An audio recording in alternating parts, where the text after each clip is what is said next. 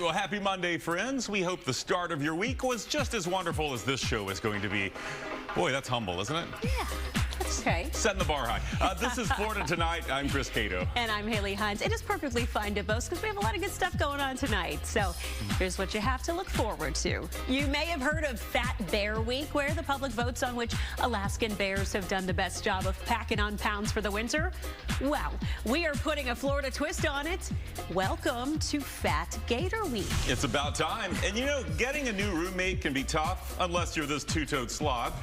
And whatever that thing is. We're going to check in with the Palm Beach Zoo to see how life is going for two creatures who might be besties in the wild. With a name like the Jumbo Shrimp, they are already big winners in my book. But this minor league team is coming home champs after one heck of a game. And what do Doja Cat and rock band Styx have in common?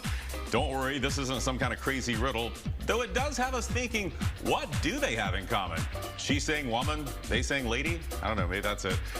We'll find out soon on Florida Tonight. So many burning questions. We know only in America do we have 44-ounce drinks from drive-through restaurants, gators breaking into homes, trucks lifted so high it makes you wonder, how did you get up there? A pole vault or something? Yeah, how'd you do that? You know what else this country has though, Haley? What? A whole week dedicated to celebrating fat bears, even making a parody of Love Island to mark the occasion.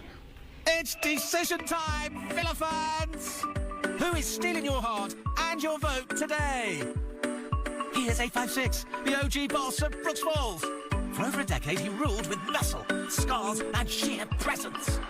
Even now, after years at the top, he's still one of the biggest lads on the river, and no pushover. Ah, yes, Fat Bear Week, the battle of the chonksters. They don't swallow those fish whole, do they? No, apparently there's a lot of chewing involved. Fish's fin is still flapping. Poor thing. Well, Fat Bear Week is put on by Katmai National Park and Preserve in Alaska. Now let's take a look at how the battle of the bulk is shaping up. Yeah, voting for the biggest and probably happiest bears, loading up on that salmon before winter in Alaska. It kicked off last week. Here is where we stand today in the semifinals. Voting continues online, and pretty soon we will have a winner. Okay, so the big question, what does all this have to do with Florida? Absolutely nothing, which is why we felt like we needed to get in on the action. So I bring you Fat Gator Week. It's about time. We are putting together a bracket using some of the best gator pictures you guys have sent us. We're going to put it to a vote, and eventually we will crown a winner of Florida Tonight's inaugural and perhaps last Fat Gator Week. What an honor. So we need you to keep sending us your pictures of big gators, and yes, the pictures need to be yours. No ripping them off of your neighbor or whatever. Google brings them up when you type in Fat Gator. Yeah, and I hear we've gotten some good submissions already, but we could use a few more big boys or big gals, so go ahead and email us your Fat Gator pics to FloridaTonight@fox.com. Be sure to tell us where and when you took that photo. And be sure to tune in tomorrow as we debut our Fat Gator bracket. And of course, we'll need your help picking the winner for each round. Wow, can't wait till those start rolling in. All right, let's keep this Gator talk rolling now because, well, it's Monday and that's what we do here on Florida Tonight. One zoo is hoping their new gator encounter can help people better understand our beloved swamp puppies. For an explanation, let's turn things over to our friends at the Brevard Zoo. Here at the Brevard Zoo, if you come and join us for our gator encounter, you get a chance to meet Toothless and Martha, our American alligators, where you'll have a chance to come out and train and feed them just like you would if you were a keeper. So the target behavior is really important for them. It's a really long stick with a circle on it, and they know that the color of that circle means that they could come over and touch it and maybe get a snack. The other option that we have the ability to do with our gators is our zip line feeding. So we'll send a large whole prey item, so something like a large rabbit, chicken, sometimes fish, and we'll send it all the way out across the open water and give our gators a chance to jump for it. That's a really natural behavior for them, and this allows us to do it in a safe way. We feed a lot of different things to our American alligators here. We feed lots of different whole prey items. So whole prey items are going to be things that have the feathers and the fur and the scales. So it's not going to be something like we would get from the store. So our gator encounter gives you a chance to get up close and a little bit more personal with our gators here, and you'll get to learn a lot about why gators are so smart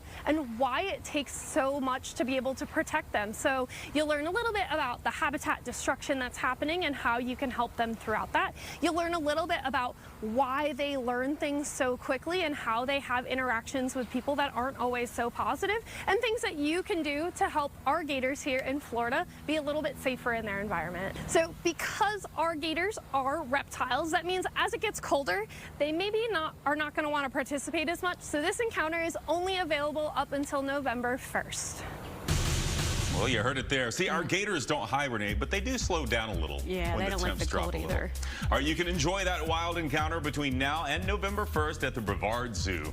And now it's time for tonight's Florida Roundup. And we are keeping the zoo encounters going with a stop in Palm Beach.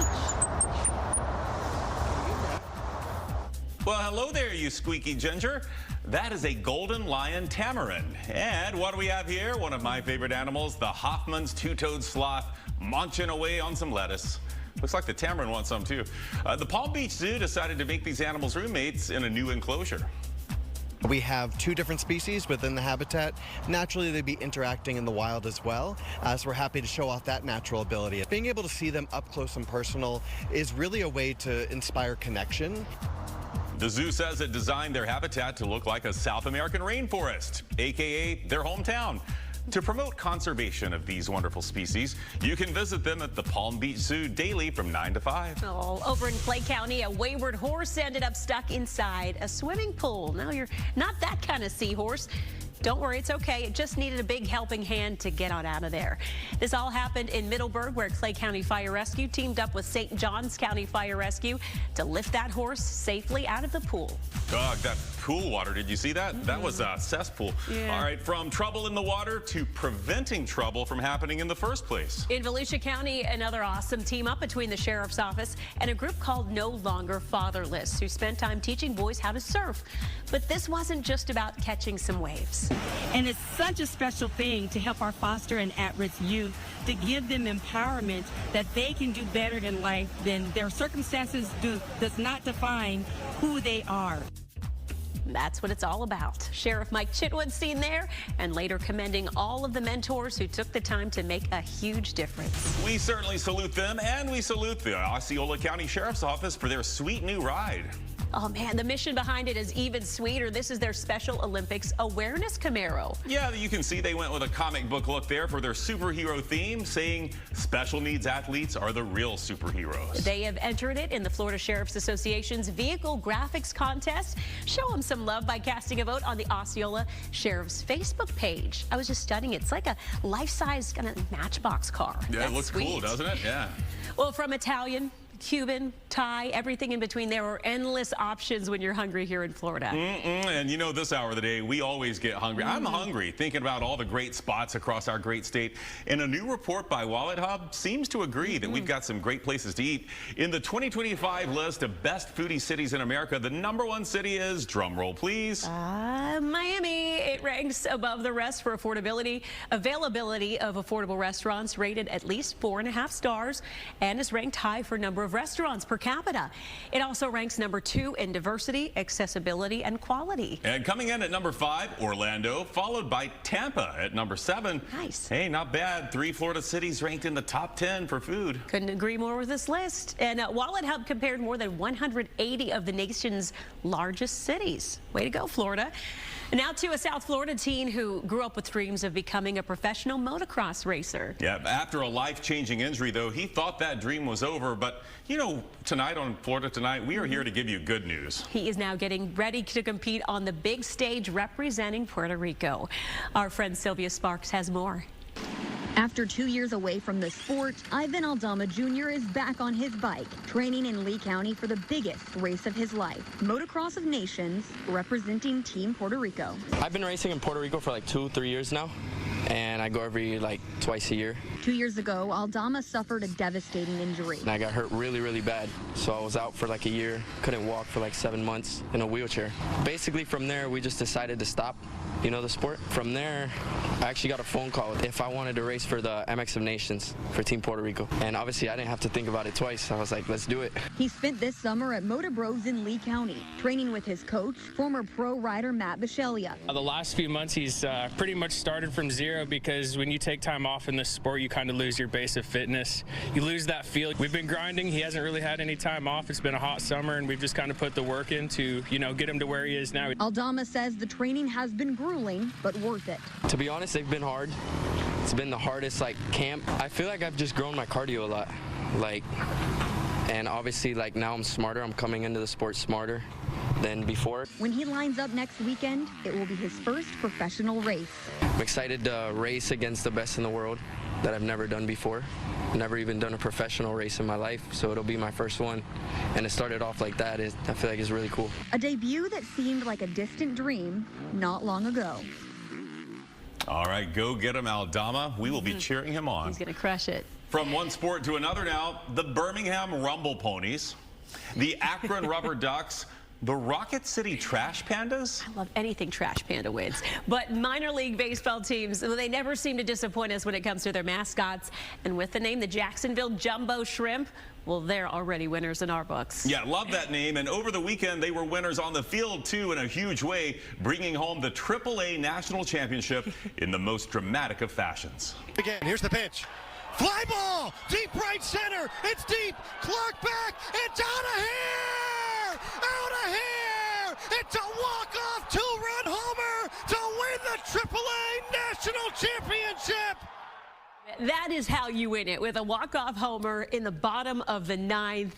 I mean, you can hear it at the announcer's voice. You love to see it. I wonder if those jumbo shrimp celebrated with a cocktail or two. A shrimp cocktail. Yeah. Well, among all the celebratory social media posts, the jumbo shrimp dropped this one saying Victory Monday on deck. Are we doing it right, Jaguars? Tagging the city's NFL team, which also won yesterday. Nice. So the Jags are 3-1 so far this season, so they know what's up when it comes to winning. Hey, Bucks are 3-1 too. But our third Florida NFL team apparently didn't get the memo this season. Sorry, Dolphins fans. It seems the team needs to listen to the wisdom of head coach Mike McDaniel from a couple of weeks ago on what it takes to win. To win games, you have to win the game, not lose the game, honestly. And that is how you lose the game. I mean, it's brilliant. I don't know why they're 0-3 with that kind of wisdom there. Something's got to give, right? Yeah, they have a chance to get their first win tonight on Monday Night Football in a battle of the winless when the Jets come to South Florida. So we have to say, may the best, worst team win. Let's hope it's the Dolphins. We're just getting started here on Florida tonight. We have a lot more fun stuff to get to on this Monday evening, including the return of a Busch Gardens coaster. And tonight is Name That Tune kind of night. We're totally going to stump you on this one. We hope you stick around for game night and the clue.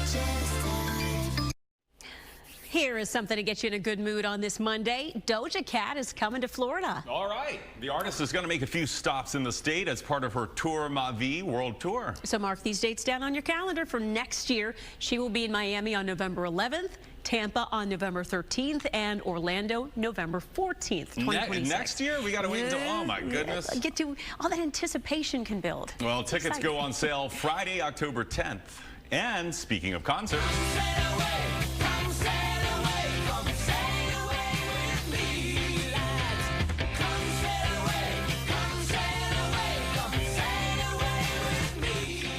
The feathered hair and the polyester tracksuits. If classic rock is more your vibe, Styx with special guest Cheap Trick. Florida's own Cheap Trick, by the way, will be at the St. Augustine Amphitheater in February. Tickets went on sale Friday for their February 28th performance. All right, let's keep this music theme going. It is once again time to play Florida Tonight's version of Name That Tune. Yeah, Chomp's got his headphones on. This is great because we can totally rip off Fox and they can't sue us, right? Yeah, it's the little joys we find on a Monday. Okay, EP Victoria left us with some hints. Chris, care to read them? Yep, I got them right here. Okay. Let's see. She handed me this note. I haven't read it. Oh, okay. She says, Chris, do not spoil this game again. Give the paper to Haley because you cannot be trusted. I screwed it up last week, remember? Oh, you did? Yeah, I don't think you were here. I basically gave the song away. I couldn't help it. I wanted to sing along. I know. Well, we're going to get it right this week. Okay. On my first week, I'll learn the rules here. Okay, so the hint for tonight's Name That Tune is These Chicks Know Where the Body is Buried. Okay, let's listen. Play that tune.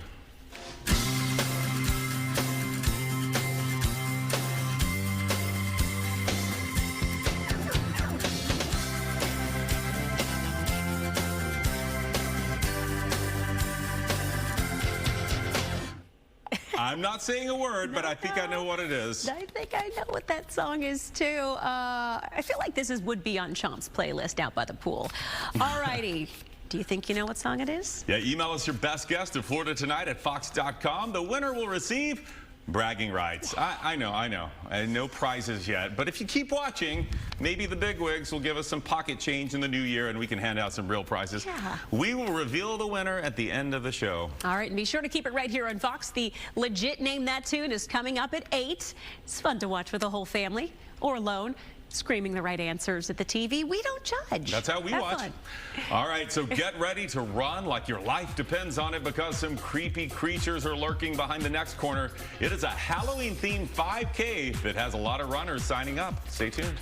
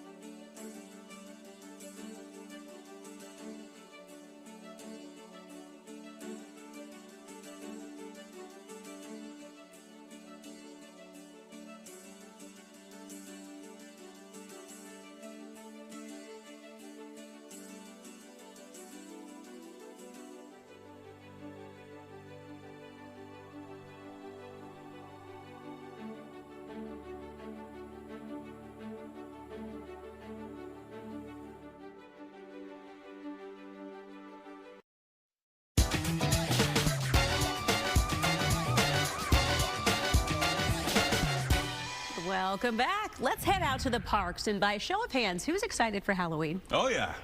Just one hand excited. You're two-hand excited. Spooky season is a fun time, and depending on who you ask, it kicks off in just a couple of days. And what pairs well with spooky season? Running, right? Well, I guess running away from scary things. Yeah. And exercise can be scary, too. SeaWorld is making it into a fun run, though. The Hallow Sprint 5K is returning for its second year at SeaWorld in Orlando. The event gives people a chance to race past all of the creatures lurking throughout the park. Yeah, it's perfect for all us scaredy cats who would probably run away from all these creatures anyway. If this sounds like your kind of fun, registration is still open. It ends this Wednesday because the race is this Thursday on October 2nd at 8 p.m. That sounds like a lot of fun. Like if somebody had the chainsaw behind you and they're just running after you, you'd probably get a great time. Yeah, or if there was like an IRS adjuster running after you, like with some loose tax forms. Oh, that's scary. You forgot to file this 1099. You can tell what I was doing over the weekend. That's fun. Our deadline was extended until October 15th. It was a fun weekend for you. Well, if you're all about facing your fears, but you're not wanting to exercise, we've got some good news for you here. Busch Gardens is celebrating the reopening of one of their coasters. Kumba is back open. It's one of Busch Gardens' most iconic coasters, taking riders through high-speed loops, twists, and turns. Yeah, this is a fun one. One of my favorite ones at Busch Gardens. I've ridden this probably a dozen times. It reopened over the weekend, so if you're headed to the park soon, be sure to stop by and put Kumba to the test. Okay, happy National Coffee Day to all those who celebrate. Yeah, and some of us were definitely taking part. It's a good thing we live in Florida, which is home to some of the best coffee.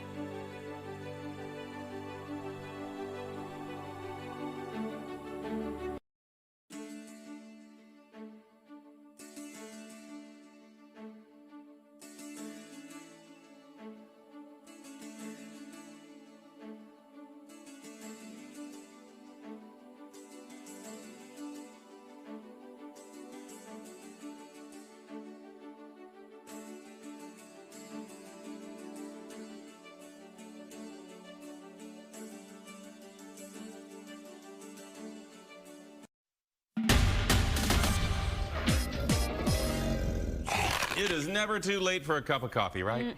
Nope. Not the shift we work anyway. It is National Coffee Day, although I feel like for most of us around here, that is an everyday celebration. Every day. Did you celebrate today? I've celebrated twice. I'll celebrate thrice in about 30 minutes. I got to catch up. I only celebrated once so far. But we have now entered the wonderful pumpkin spice era, and it gives us another reason to grab a cup or two or three honestly, we're not judging. I'm not judging. It seems like the rest of the world isn't either, Haley. A survey shows 66% of Americans say they drink at least 1 cup of coffee every day. Another survey, Wallet Hub ranked the best coffee cities in America, and Orlando is number 2 on the list. Miami comes in at number 4, and Tampa in the 6th place in the U.S. for best coffee. I mean, we do have some great Cuban coffee here, too. We do. But apparently we don't have coffee better than Portland, Oregon, which came in at number 1. Yeah, I get it. They do have good coffee culture there, but we'll catch up. Yeah. Honestly, with how many coffee spots there are, you can go somewhere new almost every day. Yeah, I know you love your coffee. What's your go-to spot? Give us something off the radar, not Starbucks or something like that. I don't want you to go there. No, I do. There's a place, Sog Cafe, actually, in South Sog? S-O-G, okay. so it's south of Gandy. Oh. But they have appropriately named a Florida Man syrup that has kind of like an orange flavor to it. Okay, they put that in the coffee? In an iced coffee, cold brew.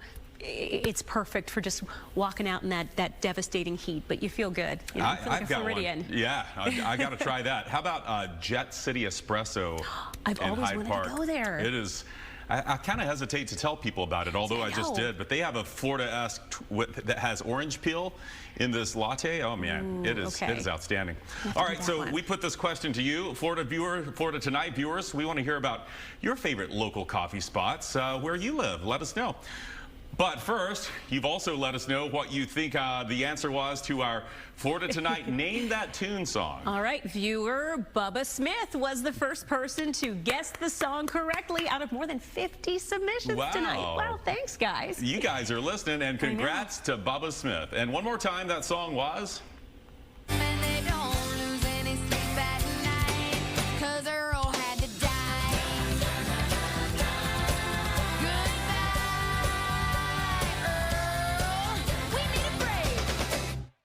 Well, there it was from the band formerly known as the Dixie Chicks. Oh, man, it takes me back. Just listen to that song in study hall. Oh, they're the best. A classic country throwback.